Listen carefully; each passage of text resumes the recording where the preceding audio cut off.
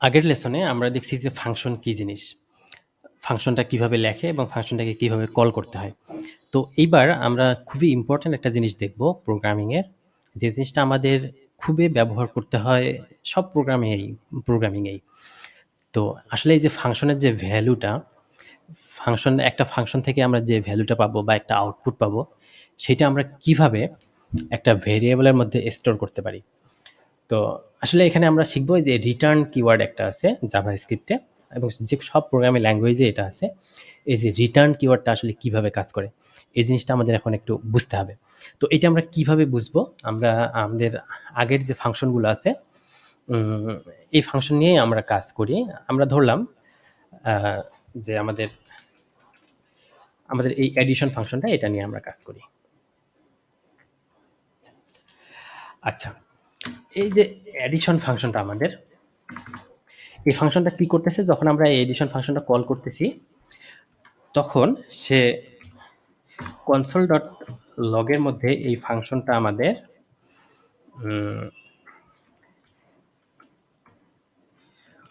Console dot লগের মধ্যে এই 1 আর 3 এই দুইটা, এটা কি প্লাস হবে, আমরা প্লাস করে দিই। এই 1 আর 3 যোগ করলে যে রেজাল্টটা হবে সেটা কনসোলে সে শো করবে। তো আমরা এটা কনসোলে দেখি,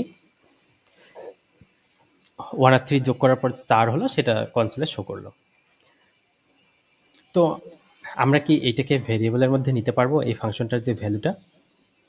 আচ্ছা, আমরা দেখি আমরা একটা ভেরিয়েবল ডিক্লেয়ার করি, লেট আমরা দিলাম রেজাল্ট। রেজাল্ট আমাদের একটা ভেরিয়েবল। আমি এখানে রেজাল্টের মধ্যে এই রেজাল্ট যে ভেরিয়েবলটা, এই রেজাল্ট ভেরিয়েবলের মধ্যে এই যে অ্যাডিশনটা, এইটা আমি রাখতে চাই। এবং এই যে রেজাল্টটা, এই রেজাল্টের মধ্যে আমি এই রেজাল্টের মধ্যে যে ভ্যালুটা আছে সেটাকে আমরা একটু কনসোলের মধ্যে লক করে আমি একটু দেখি রেজাল্ট। তো এইটা কিভাবে দেখা যায়, আমরা রান করি। আচ্ছা, আমরা এখানে একটা জিনিস পেলাম, আনডিফাইন্ড।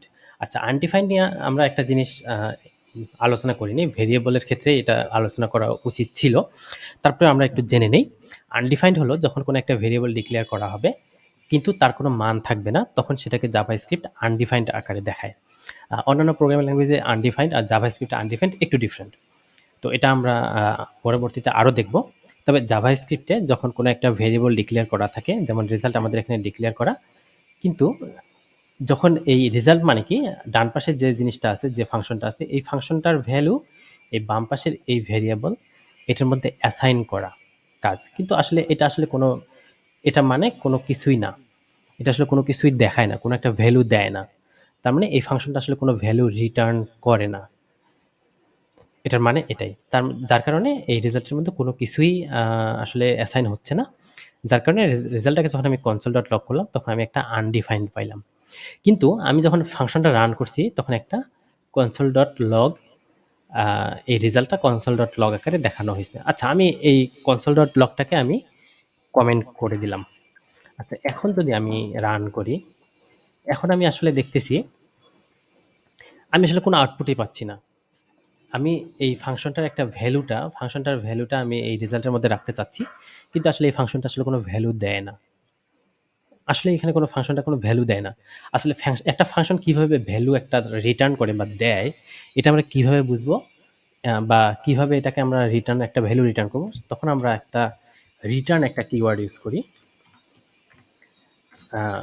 রিটার্ন। আমরা কোনো একটা কি রিটার্ন করবে? আমরা চাইলাম যে এই রেজাল্টটা রিটার্ন করবে। আচ্ছা, আমরা তাহলে রেজাল্টটা রিটার্ন করে দিই। তার মানে হলো এখানে যে রেজাল্টটা হলো, এই রেজাল্টটা সে রিটার্ন করে দেবে এই ফাংশনটা ভ্যালু আকারে। তার মানে এডিশন, আমি যে যে প্যারামিটার, যে আর্গুমেন্টগুলো পাস করব এডিশন ফাংশনের মধ্য দিয়ে, তো এইটার যে রেজাল্টটা আসবে, রেজাল্ট ইকুয়াল এ প্লাস বি আসবে, সেটা কি করবে? সে রিটার্ন করবে। রিটার্ন করা মানে হলো যখন আমি সামথিং ইকুয়াল ওই ফাংশনটা লিখব, তখন এই ফাংশনের ভ্যালুটা এটার মধ্যে অ্যাসাইন হয়ে যাবে। তার মানে এডিশন 1 3 যে ভ্যালুটা আসবে সেই ভ্যালুটা এখানে অ্যাসাইন হয়ে যাবে। তখন রেজাল্ট ইকুয়াল, আমি যখন রেজাল্টকে কনসোল ডট লগ করবো তখন এই 1 আর 3 ভ্যালুটা আমি এখানে পাবো। আমি যদি সেভ করি এবং এটা রান করি, তাহলে আমি এই যে কনসোল ডট লগ রেজাল্ট করলাম সেটার ভ্যালু আমি 4 পাইলাম। এখন আমি এটা যদি আপডেট করে দিই, তাহলে দেখা যাবে যে আমার রেজাল্টটা আপডেট হলো।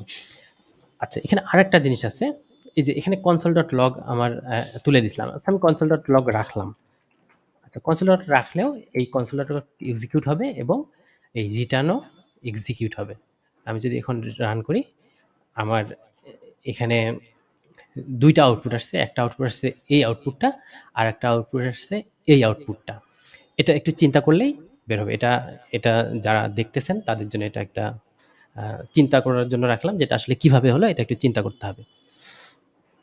আচ্ছা, আমি আরেকটা জিনিস এখানে দেখাই, যে জিনিসটা দেখাইলে আমার এই রিটার্নটা দেখানো শেষ। আচ্ছা আচ্ছা, আমি এই কনসোল ডট লগ এটা আমি এখানে না দিয়ে কাট করে আমি এখানে দিলাম, রিটার্নের পরে দিলাম, দেখি এখন কি হয়। এখন কিন্তু একটা আসলো। কেন আসলো? কোনো একটা ফাংশনে যখন আমরা রিটার্ন কিওয়ার্ডটা ব্যবহার করি, এটা সব প্রোগ্রামিং ল্যাঙ্গুয়েজে, যখন আমরা রিটার্ন কিওয়ার্ডটা ব্যবহার করব তখন রিটার্নের পরে যে ভ্যালুটা থাকবে সেইটা সে রিটার্ন করে দেবে, এবং যখন রিটার্ন করে দেবে তখন এই ফাংশনের এই রিটার্নের পরে যে স্টেটমেন্টগুলো থাকবে সেগুলোকে ফাংশন আর এক্সিকিউট করবে না। রিটার্ন যেখানেই হবে তার মানে এই ফাংশনটা শেষ, ফাংশনের কাজ শেষ। ফাংশনের একটা কাজই হলো সাধারণত একটা ভ্যালু রিটার্ন করা সাধারণত, অথবা অন্য কিছু এক্সিকিউট করা, যদি আমরা কোনো আউটপুট দেখতে চাই সেটাও দেখানো যায়। তবে আলটিমেট একটা টার্গেট হলো যে একটা ভ্যালু রিটার্ন করা। যখন এই ভ্যালুটা রিটার্ন হয়ে যাবে তখন এই ফাংশনের কাজ শেষ আমরা ধরে নিই। এই কারণে রিটার্ন স্টেটমেন্টের পরে যে লাইনগুলো থাকবে, স্টেটমেন্টগুলো থাকবে, সেগুলা ফাংশন আর এক্সিকিউট করে না। তো আচ্ছা, এখানে আমরা রেজাল্টটাকে রিটার্ন করছি। আমরা চাইলে যে এখানে রিটার্ন আমরা রেজাল্ট না করে আমরা একটা টেক্সট একটা রিটার্ন করি, উপরে ফাংশনে যাই থাকুক আমরা সেগুলো আমরা দেখতেছি না, জাস্ট আমরা একটা রিটার্ন করে দিলাম, জাস্ট এরকম একটা মাইনাস সাইন, জাস্ট কয়েকটা মাইনাস সাইন আমরা রিটার্ন করব, এরকম একটা কয়েকটা জিনিস। আমরা যদি আউটপুট দেখি তাহলে সেটাই রিটার্ন হবে। এখানে আমরা কি যোগ বিয়োগ করছি এগুলা ম্যাটার করে না, আমরা রিটার্নের মধ্যে যা দেবো সেটাই এই ফাংশনটা পুরোটার ভ্যালু।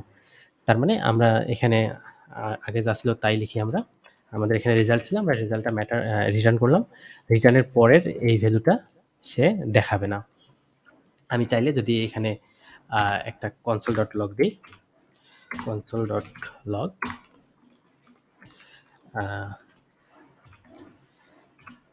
বিফোর রিটার্ন, আর আমি এখানে এটাকে লিখে দিই যে আফটার রিটার্ন।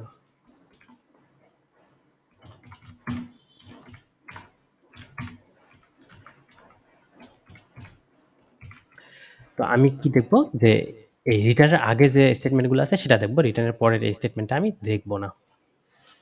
তো রিটার্নের আগের যে স্টেটমেন্টটা সেটা এক্সিকিউট হয়েছে, কিন্তু রিটার্নের পরের স্টেটমেন্টটা এক্সিকিউট হয়নি। এখন আমি যদি এরকম আরেকটা ফাংশন নেই, এই ফাংশনটাকে আরেকবার কল করি, যেমন রেজাল্ট 2, এখানে থাকলো 39, এই রেজাল্ট 2 এটাকে কিন্তু আমি রেজাল্ট 2কে জাস্ট আমি এই এডিশন এই ফাংশনটা কল করার পর এটাকে আমি জাস্ট রেজাল্ট 2 এর মধ্যে রাখলাম। রেজাল্ট 2কে কিন্তু আমি কোথাও আউটপুট করি নাই। এখন আমরা যদি আউটপুট করি তাহলে আমাদের কয়টা আউটপুট আসবে? রেজাল্ট, প্রথম রেজাল্ট, এটার জন্য আমাদের আউটপুট আসবে, এখানকারের জন্য একটা আউটপুট আসবে, এটা কিন্তু আউটপুট আসবে না রিটার্নের পরে যেহেতু। আর এই রেজাল্টকে আমরা কনসোল ডট লগ করছি, এই জন্য এটার জন্য একটা আউটপুট পাবো আমরা। আর রেজাল্ট 2 এর জন্য আমরা কয়টা আউটপুট পাবো? এখানে একটা আউটপুট পাবো, এটার জন্য আমরা পাবো না। আর রেজাল্ট 2কে আমরা কোনোভাবে কোথাও দেখাইনি, যার কারণে রেজাল্ট 2 এর জন্য আমরা আর কোনো আউটপুট পাবো না।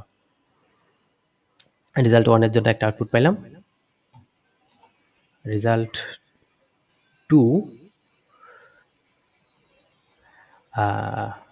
Console dot log result